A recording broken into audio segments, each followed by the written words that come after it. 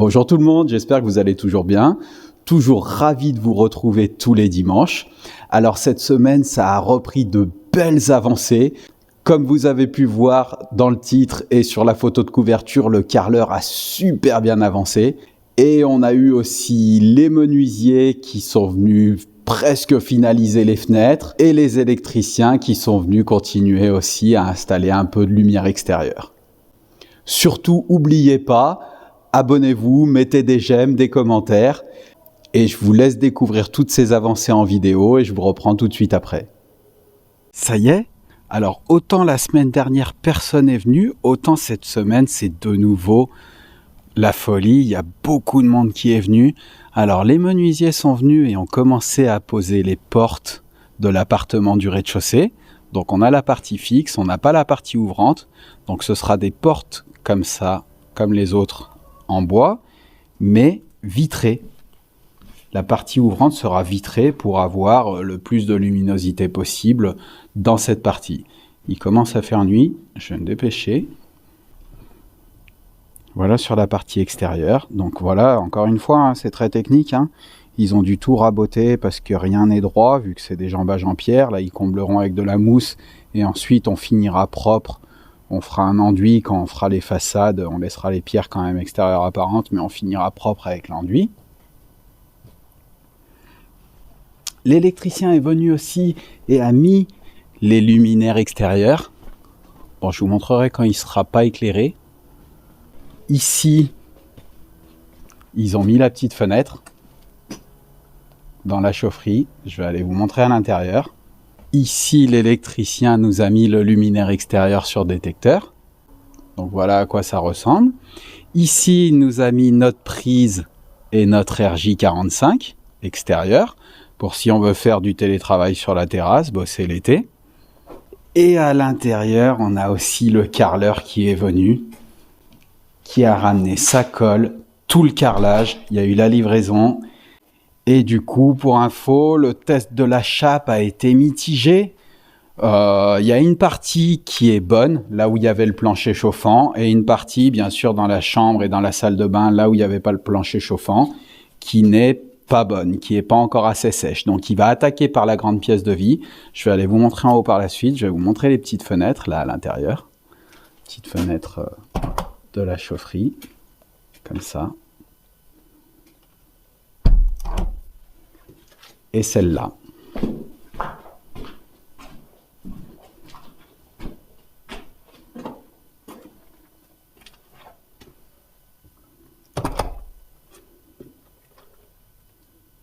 Voilà.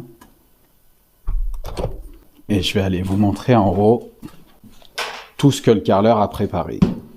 Donc ici, on a tout le carrelage. Il a mis une primaire d'accroche. Donc là, les traits, au début, on pensait faire un départ s'aligner à ce mur. Mais quand on a vu que dans le couloir, ça allait être désaxé, le joint au milieu, ça allait pas faire très joli. Il allait avoir un carreau plein, un carreau coupé ici. Donc on s'est axé droit par rapport au couloir. Donc ça lui oblige à tout couper, mais ça fera plus sympa. Ça fera presque un carreau plein qui arrive vers la baie vitrée. Et au moins, le joint, l'axe sera axé par rapport au centre du couloir, vu que quand on arrive, on a notre vision qui va jusqu'au bout. Il a mis sa primaire d'accroche. Il a préparé tout son matos. Et voilà les carreaux. Je vais allumer pour... Et voilà les carreaux dont je vous parlais. Donc Casal Grande, Padana. C'est du Made in Italy. Et voilà les carreaux un peu effet marbre comme ça. Un peu effet marbré. C'est très sympa. Vraiment très sympa. En format 30-60. Donc il y en a là, il y en a là, il y en a pour faire toute cette partie. Donc comme je vous disais, le séchage de la chape, il est bon dans cette partie, dans toute la grande pièce où il a mis sa primaire d'accroche. Pour faire le test de séchage, ils viennent enlever carrément un morceau de charge dans la chape pour aller prendre en profondeur. Ils font un test au carbure où ils mettent les morceaux qu'ils ont cassés dans une espèce de bouteille qui secoue et ça prend le taux d'humidité. parce qu'il ne faut pas prendre seulement en surface, il faut vraiment aller prendre en profondeur. Donc ça, ils y reboucheront ensuite avec de la colle. Et dans la partie de la salle de bain, on le voyait, hein, elle était moins... Donc dans la chambre, c'est pas bon, mais c'est pas grave parce que le parquet, on le posera à la toute fin. Et dans la salle de bain, c'était pas bon non plus.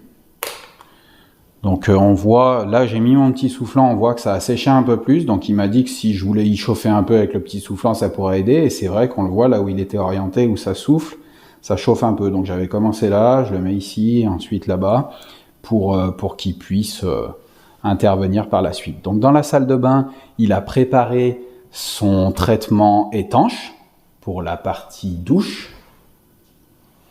Et voilà nos carreaux bleus de la salle de bain. Donc les mêmes, Casalgrande, Padana, mais ceux-là en bleu. Des grands carreaux bleus comme ça. Donc là, il fait un peu sombre, on les voit un peu foncés, mais ils sont très très sympas aussi. C'est le même toucher un peu velours comme ça, et c'est la même qualité, toute bleue dans la masse. Bon là il y a la découpe, donc c'est pas tout à fait le même bleu, mais tout est bleu. Vraiment très quali. C'est super. Et donc là, derrière la porte, c'est pareil. Derrière la porte, on avait vu, c'était pas tout à fait sec, on le voyait bien à l'œil. Ici, on est bon aussi dans cette partie, là où il y avait le plancher chauffant. La chambre, c'est bon aussi ça serait bon pour du carrelage, mais c'est pas bon pour du parquet, parce que pour du parquet, on va être à moins de 0,5% d'humidité. Le carrelage, c'est moins de 1%. Donc là, on était à 1 ou 1,1, je crois. Enfin, on était dans les normes, mais pas pour du parquet. Et derrière la porte, on était un peu plus, 1,3, 1,4. C'était pas non plus dramatique, mais c'est surtout dans la salle de bain où on était à 2,2 même, on le voit, hein, c'est encore humide. Et ensuite, les menuisiers ont aussi commencé à poser le BSO. Donc là, il commence à faire nuit. Ce soir, je pourrais vous montrer peut-être plus tôt demain, mais ils ont commencé à poser le BSO. On le voit ici, il n'est pas remonté à fond parce qu'il restait des réglages à faire. Donc là, il y a une petite marge de 2 cm entre le rail. Donc on a un petit jour pour l'instant, mais c'est pour une marge qu'on se garde pour si on veut, quand on voudra faire les façades, pour mettre l'enduit, pour pas que ça cache le BSO. Donc voilà ce que ça donne. Bon, il reste des réglages à faire. Là, il n'est pas remonté jusqu'en haut. Donc l'idée, c'est que quand il est remonté jusqu'en haut, il arrive à ras le linteau et qu'on ne le voit pas. Ici, on a notre rail aussi de ce côté. Et devant, on a notre lambrequin, donc tout en gris clair, de la même couleur que le garde-corps. Je vais aller vous montrer à l'extérieur si on y voit encore assez clair. Sinon, je continuerai à vous montrer ça demain. Et donc, voilà ce que ça donne de l'extérieur. Bon, là, encore une fois, hein, il est un peu baissé. Mais on a notre lambrequin gris, là-haut. Nos montants sur les côtés, gris aussi, dans le même râle que les garde-corps. Et notre BSO ici. Voilà. Je vais aller vous montrer la petite fenêtre aussi. Voilà. Il lui reste les joints à faire encore, mais c'est plutôt sympa. Moi, je ferai mes barreaux en gris clair. Je ferai faire un petit pot de peinture dans le même râle. Et voilà. Bon, aujourd'hui, il fait un peu plus clair. Je voulais vous remontrer un peu les baies vitrées. Les menuisiers, de toute façon, sont repassés pour finir, comme d'habitude, le petit joint silicone d'étanchéité, le tour. À l'intérieur, hier, il faisait très sombre aussi. Alors, je sais pas, de toute façon, c'est à contre-jour, c'est toujours compliqué. Donc voilà, à l'intérieur. Bon, là, on a un peu de mousse. Il fera quand même un joint silicone ici. Et puis là, de toute façon, quand on fera, je ferai sûrement un enduit ici pour cacher un peu tous ces trous et cette mousse. Voilà l'éclairage extérieur sur détecteur que vous avez vu hier soir. Donc ça représente ça. On en a un, donc il a laissé un peu de mou dans les câbles, pareil, pour que si on fait les façades, il puisse le déporter et le remettre après l'enduit. On en a un ici aussi, pour rentrer. Je vous mettrai une petite photo quand les deux sont éclairés le soir, sur un short ou sur un poste. Donc ils sont plutôt sympas, c'est plutôt discret. Ça éclaire bien. Voilà là-bas ce que ça donne sur la façade, vue de côté, c'est assez discret. Vue de profil. Et ils détectent bien, ils éclairent bien. Et je vais aller vous remontrer à l'extérieur, cette fois, le BSO. Là, on y voit quand même plus clair. Donc en gris, sachant que les lames sont un peu descendues, il n'est pas remonté complètement. Voilà notre lambrequin gris, les rails gris sur les côtés. Le BSO gris qui va dans le même râle que les garde-corps. Notre petit marge pour quand ils font l'enduit. Voilà la petite marge parce qu'il ne faut pas que ce soit trop proche les rails et les lames pour être sûr que l'enduit ne touche pas. Puisqu'on laisse toujours au moins 2 cm. Là, il y a un peu plus de 2, il y a 2,2, mais on laisse toujours au moins 2 cm pour l'enduit. Et je vais aller vous montrer la petite fenêtre. Là où il fait plus jour. Et à l'intérieur, j'ai mis une petite moquette là pour s'essuyer un peu les pieds, pour pas qu'on pourrisse tout, parce que le carreleur a tout bien balayé, propre. Il a mis une petite moquette pour le chauffage, pour la chaleur, puisqu'il chauffe aussi du coup pour que la colle sèche bien, puisqu'on a arrêté le chauffage du plancher chauffant, de la chape, vu qu'on pose le carrelage. Mais, vu qu'il pose le carrelage, mais il s'est pris un petit chauffage au gaz, là, soufflant, comme le peintre avait, pour chauffer la pièce. Pour pas qu'il fasse trop froid, pour que la colle sèche. Et voilà ce beau carrelage. Donc pour le départ, il a quand même une petite découpe ici. Et en fait, il s'est axé le joint au couloir, pour avoir un bel axe quand on monte, au niveau des joints. Même s'ils vont être assez fins au final. Hein. Quand on regarde plus loin, on voit presque pas. Et encore, les joints sont pas encore faits. Hein. On a choisi un joint beige, de la même teinte que les carreaux. Et encore, les joints sont pas encore faits et on voit presque pas de joints. Hein. Pourtant, ils sont creux. Bon, là, au-dessus, on les voit, mais c'est quand même très très fin. Voilà, vous découvrez le sol avec moi. Dites-moi ce que vous en pensez de ce sol. Moi, je trouve ça très beau. Ça fait un peu travertin, ou un peu effet travertin ou effet marbre.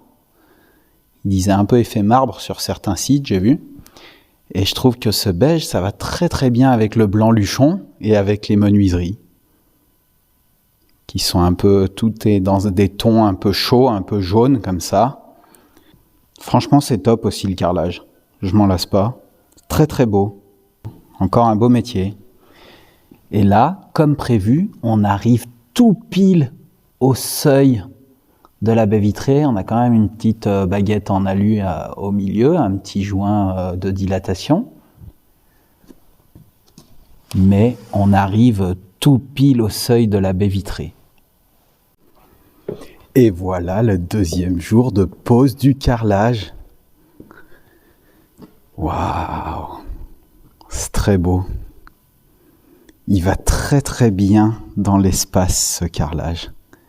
Et voilà les joints qui sont pas encore faits, hein, mais qui sont très fins, 2 mm. Alors le carreleur, qui est top aussi, m'a expliqué pas mal de choses. Alors on peut faire du joint très fin de 2000 avec ces carreaux, parce que en fait, ils ont les bords rectifiés. Donc en fait, après avoir fait les carreaux à l'usine, il rectifie les bords pour avoir un angle très droit et pouvoir faire des joints très fins comme ça. Et donc, il m'a expliqué aussi que c'est sur le carrelage, il y avait un classement. Un classement, donc c'est écrit sur le côté des boîtes, un classement UPEC, je crois. Et donc, il y a différentes choses qui sont qui sont prises en compte dans ce classement, donc comme l'intensité des passages, enfin voilà, la résistance, la porosité, toutes sortes de choses. Et il m'a dit que le classement de ce carrelage, il était vraiment top. C'était vraiment un classement très haut. Et du coup, c'est du carrelage qui est fait pour, voilà, qui peut être mis dans des magasins, dans des lieux, dans des bâtiments publics. C'est un carrelage qui est vraiment fait pour des fréquences de passage très intensives, des très grandes résistances. Donc c'est pour ça qu'on est sur du beau carrelage et du bon carrelage. Il est très bien classé. Donc c'est très intéressant aussi comme métier. Il y a pas mal de choses, hein. Pas mal de choses à prendre en compte quand on prend du carrelage finalement. Puis j'aime bien ce format. Ça change un peu du carré. Ça fait un peu, voilà, travertin, quoi. Donc là-dessus, un bon choix aussi, une bonne proposition de l'Archi sur ce carrelage et sur ce format. Et alors, le 3e jour de carrelage, le carreleur a super bien avancé. Il m'a dit que je pouvais marcher dessus, mais que faut que j'enlève mes chaussures parce que, vu qu'il n'a pas encore fait les joints, faut pas qu'il y ait de terre entre les joints qui se remplissent et qui pourrissent les joints. Et donc le carrelage, franchement, c'est magnifique, c'est fou. Ça change tout. Je suis très content qu'on ait fait ce choix plutôt que le béton, la chape poncée, polie, qui faisait toute grise et surtout tout lisse. Parce qu'en fait, finalement, je trouve que les joints de carrelage, ça donne un axe. Ça donne un axe et ça permet de bien... ça donne une certaine dimension à la pièce. Puis alors ce beige là, ça éclaircit vraiment la pièce. Il est tard, il fait tout gris aujourd'hui, c'est tout nuageux, c'est assez sombre, et on voit bien la différence entre avant où c'était tout gris et là où c'est quand même beaucoup plus clair et lumineux. Et donc voilà, qu'on se mette ici, ça donne vraiment un axe à la pièce, même si les murs sont pas droits, si rien n'est droit, vu qu'on est un peu parallèle à ce mur et perpendiculaire à la cuisine, ça donne vraiment une bonne dimension à la pièce et un axe qui sera beaucoup plus sympa pour mettre les meubles, puisque l'îlot central sera perpendiculaire aussi. On pourra donc axer la table, axer ici le canapé, et il y aura juste ce mur-là qui est en débord. D'ailleurs, on voit bien les coupes, hein, qui est pas axé. On voit bien les coupes. Mais du coup, vu que notre télé, elle est sur un pied tournant, on pourra la tourner droite, si on veut. On mettra un buffet ici, un beau buffet, la télé, les enceintes. Et voilà, très sympa. Et donc, bon là, je peux pas marcher parce qu'il vient de le faire, c'est encore frais, mais on voit bien les belles découpes. Je fais de l'ombre. Et donc, il refait surtout là-bas, le petit angle, celle-là, qui est très sympa aussi. Il y a un petit angle, même s'il y aura des plinthes, on voit bien, voilà, les belles découpes avec le petit angle au fond là-bas. Et donc, il fait vraiment sa propre aussi. Toutes les petites cales. Il m'a dit qu'il reponce même les angles avec la meuleuse, là, pour pas qu'il soit saillant quand il coupe. Donc c'est top. Et pour finir la semaine en beauté, en ce vendredi soir, le carreleur a fini de carreler toute la grande pièce de vie et a commencé les joints beige sur une bonne partie. Donc voilà ce que ça donne au final. C'est très très beau finalement. Alors passé un moment, je me suis demandé, quand il les avait faits, je me suis dit tiens, j'aimais bien finalement ce contraste et cette géométrie d'avoir les joints visibles, puisque ça nous donnait, comme je disais l'autre fois, des axes. Mais au final, quand je vois maintenant les joints gris, ici, si on les aurait fait en gris, et les joints beige, là où tout est fait, c'est très très beau aussi. Dites-moi ce que vous en pensez, dites-moi ce que vous auriez préféré, vous, des joints gris plutôt ou des joints beige. Là, il a fait les joints aussi, et au final, ça fait un très beau sol, très épuré, très lisse, très moderne aussi, alors qu'ici, on est plutôt sur sur du classique, sur de l'ancien, si on aurait fait les joints gris, puis peut-être qu'on s'en laissera. Puis de toute façon, je me fais pas de soucis, ils vont vivre avec le temps, hein. Ils vont bien se foncer un peu. Mais voilà ce que ça donne. C'est très très beau. Dites-moi ce que vous en pensez. Moi, je trouve ça magnifique. Je pense que je m'en lasserai jamais de ce carrelage. Je vais vous montrer une vue d'ici un peu, de la pièce. Ça éclaircit beaucoup la pièce, je trouve. Ça l'agrandit aussi encore, j'ai l'impression. Ça fait encore plus grand et plus clair. Bon là, il commence à faire très très sombre. Donc, on se rend pas bien compte. Mais voilà, je vais aller vous montrer ça. Et alors, il a fait les joints sur cette partie. Comme ça, la semaine prochaine, à partir de lundi, les menuisiers vont pouvoir venir poser. Il a vu avec les menuisiers, et les menuisiers vont pouvoir venir commencer à poser la cuisine. Donc la semaine prochaine, on verra la cuisine. Je vais vous montrer d'ici, la vue. Mais voilà, vue d'ici, entre les joints gris et les joints beige, ça fait une petite différence. Les joints gris, on voit bien le format des carreaux. Les joints beige, ça fait beaucoup plus lisse. Alors après, vu de près, c'est quand même plus beau les joints beige. Ça fait quand même plus épuré, plus discret que les joints gris qui font plus anciens. Là, ça fait plus moderne.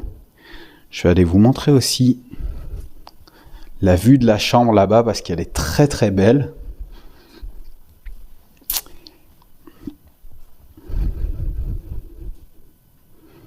Voilà ce que ça donne vu d'ici. Ici, je peux pas marcher parce que c'est les derniers qu'il a collés. C'est pour ça qu'il n'a pas fait les joints avant de partir aujourd'hui. Et donc, voilà ce que ça donne. Ça éclaircit encore vraiment par rapport à la chape grise et ça agrandit encore plus la pièce. C'est magnifique. Et donc, pas la semaine prochaine, puisque la semaine prochaine, les menuisiers viennent. Semaine suivante, donc là, on voit que la salle de bain commence à bien sécher. Mais du coup, les plombiers vont venir poser le bac à douche. Et comme ça, le carreleur pourra attaquer la salle de bain et cette partie sur la semaine suivante. Donc encore des belles avancées de prévues. Voilà, j'espère que cette vidéo vous a plu. Et n'oubliez pas, abonnez-vous, activez les notifications et restez connectés pour pas louper les avancées de la semaine prochaine puisqu'on devrait découvrir la belle cuisine. Merci encore de me suivre et de participer à cette rénovation. C'est un plaisir toujours pour moi d'échanger avec vous. Je vous souhaite à tous un très bon dimanche et à la semaine prochaine pour la suite des travaux. Salut!